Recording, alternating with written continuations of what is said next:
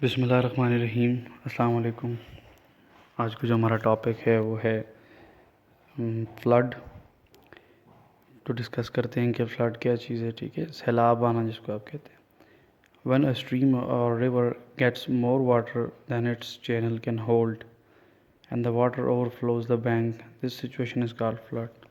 किसी भी स्ट्रीम, नदी या दरिया में के जो चैनल्स होते हैं, ठीक है, उसमें पानी का ज़्यादा हो जाना, जो कि पानी फिर अपने किनारों से बाहर निकल आता है, अपनी हद से बाहर निकल आता है, उसको सैलाब कहते हैं। ठीक है, फ्लड कहते हैं। The water flows over the bank and on to the flood plain. Floods are the results of prolonged rainfall. तो ये ज़्यादा बारिश होने के नतीजे में फ्लड्स आ सकते हैं। The rapid melting of large amount of snow, या फिर बहुत ज़्यादा बर्फ़ पिघलने की वजह से ये पॉसिबल है। Sometimes the bursting of a dam, कुछ वक्त ऐसा होता है, मतलब कभी कभार ऐसा हो जाता है कि डैम्स जो होते हैं वो उनके बंद टूट जाते हैं, जिसकी वजह से सैलाब आ सकता है। अच्छा, इम्पैक्ट्स को डिस्कस करते हैं। Flood washes out everything coming in its way, तो उसके रास्ते में जो भी आता है पानी में सब कुछ चीज़ बहा ले जाता है। ठीक है, it's meshes away the buildings, buildings भी टूट जाती हैं, डिस्ट्रॉय द रोड, सड़कें टूट जाती हैं। ठीक है, ब्रिजेज़ एंड अदर इंफ्रास्ट्रक्चर, उसके अलावा जितनी बिल्डिंग्स या ब्रिजेज़ जो भी पुल वगैरह हैं, इस पानी के रास्ते में, सैलाब के रास्ते में जो भी आता है वो टूट फूट जाता है या बह जाता है। The destruction of communication network, उसके अलावा कम्युनिकेशन नेटवर्क्स टूट सकते हैं, जैसा कि हमने पिछले अर्थक्वेक में डिस्कस किया था कि पाइपलाइंस टूट जाती हैं जो ऑन द सरफेस हैं, उसमें अंडर द सरफेस है, इसमें ऑन द सरफेस है, जैसा कि इलेक्ट्रिक पोल्स हैं। तो इस तरह कम्युनिकेशन के जितने टावर्स वगैरह हैं वो सारे पानी में बह सकते हैं। फ्लड काजेज ह्यूमन कैजुअलिटीज़, उसके अलावा जानी नुकसान भी है लोगों को इसका। ठीक है, एंड लाइफ स्टॉक डेथ, उसके अलावा माल मवेशियों को भी इसका नुकसान है।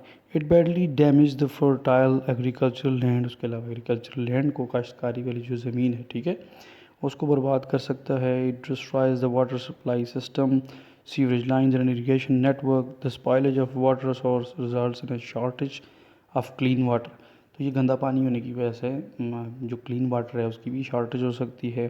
सेवरल डिजीज स्प्रेड, बहुत सारी बीमारियां इस सैलाब के साथ आती हैं जो कि फिर फैलती हैं। ठीक है, अच्छा, नेक्स्ट में हम डिस्कस करते हैं कि सेफ्टी मेजर्स क्या होते हैं। फ्लड जब अगर आ जाए, सैलाब आ जाए तो क्या हो सकता है।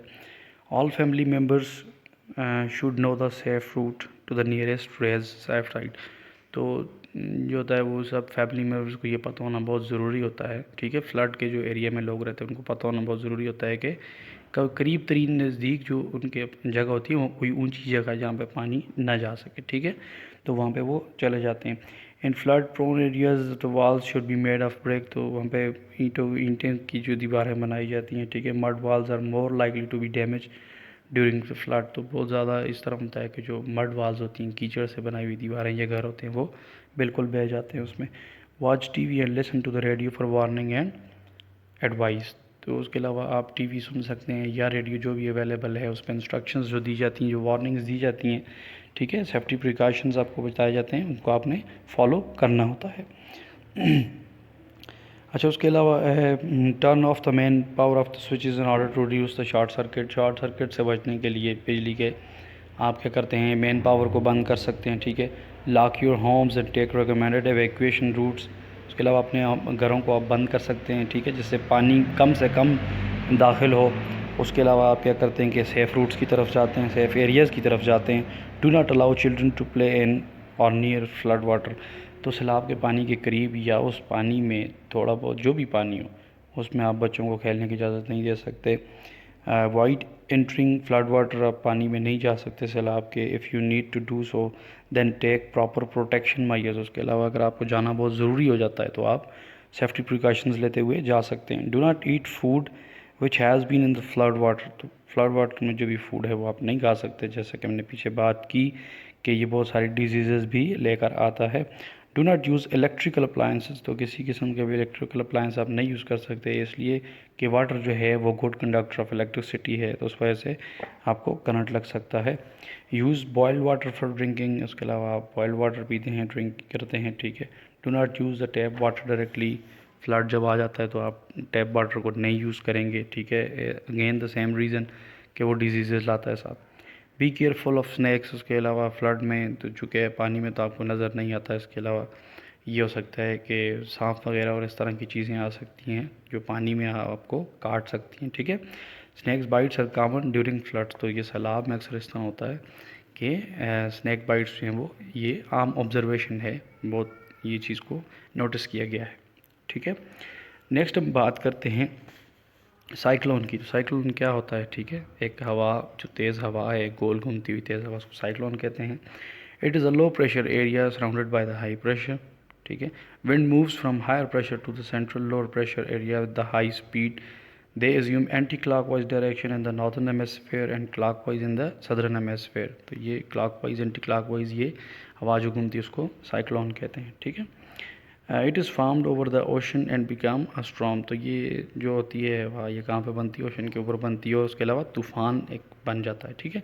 The rotation of the earth causes storm to spin. तो ये रोटेशन जो अर्थ की रोटेशन है वो क्या काज करती है कि ये इसको मूव करवाती है, ठीक है, स्पिन करवाती है।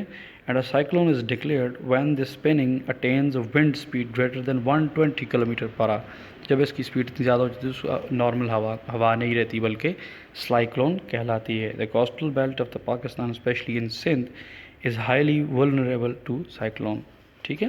तो ज़्यादा पॉसिबिलिटीज़ हैं कि वहाँ पे ये हो सकता है, ठीक। अच्छा, उसके अलावा अगर इम्पैक्ट्स की, अगर साइक्लोन के इम्पैक्ट्स की बात करें तो क्या है, cyclone can cause large scale damage to the coastal areas.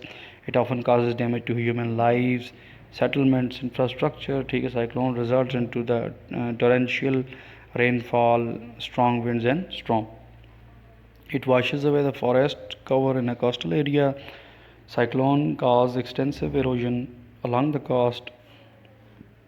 The standing water after the cyclone cause several diseases. ये सारी वो रीजंस हैं, वो इम्पैक्ट्स हैं जो साइक्लोन क्रिएट कर सकता है। उसके अलावा अगर सेफ्टी मेजर्स की बात करें तो watch TV and listen to the radio for warning. Again वही चीज़ है, go to know the nearest safe route, अपने सेफ रूट पर जाना है, अगेन वही instructions. Do not listen to the rumours and do not produce panic. आपने panic नहीं करना, ठीक है, आपने घबराना नहीं है। उसके अलावा और रूमर्स पे आपने बिलीव नहीं करना, जो अफवाहें लोग फैला रहे हैं उस पर आपने बिलीव नहीं करना, बल्कि टीवी और रेडियो को सुनते हुए इंस्ट्रक्शंस को फॉलो करना है। Keep important documents in a plastic bag. तो उसके अलावा आप इंपॉर्टेंट डॉक्यूमेंट्स जो हैं उनको संभाल लेते हैं, ठीक है, कि एक प्लास्टिक बैग में जो कि बाद में आप रिट्रीव कर सकें, वो ख़राब ना हो, ठीक है। एज बिल्कुल सेम उसी तरह केस में आप फ्लड में भी ये चीज़ कर सकते हैं, आप अर्थक्वेक में कर सकते हैं, ठीक है। In case of warning of cyclone of severe and intensely evacuated from the area along with your family, take special care of your children's, women's, uh, elder, and sick persons. Do not forget your emergency food stock, water and other emergency items. ठीक है, फिर कुछ हैं points इसमें, ठीक है। Do not go outside until officially advice. जब तक आपको ऑफिशियल किसी डिज़ास्टर मैनेजमेंट अथॉरिटी की तरफ से आपको एडवाइस नहीं किया जाए आप अपने घर को नहीं छोड़ सकते, आप इवैक्यूएट नहीं कर सकते। उसके अलावा do not use wet electric appliances. आप फ्लड में भी अगेन वेट जो इलेक्ट्रिक अप्लाइंसेस है वो ना यूज़ करें। If you are advise to come back to your houses then follow the recommendation root.